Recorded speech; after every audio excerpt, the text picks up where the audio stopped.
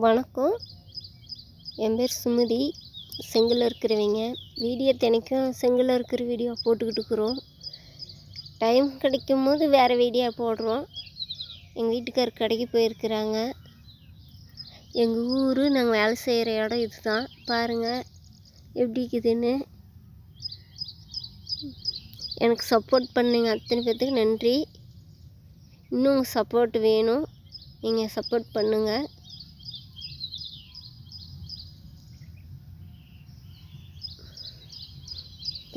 நாங்கள் நாளைக்கு கல் பொறுக்கி வைக்கணும்.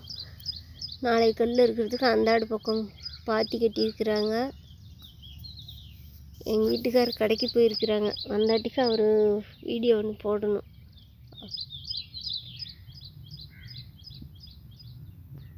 இதுதான் எங்கள் ஊர்.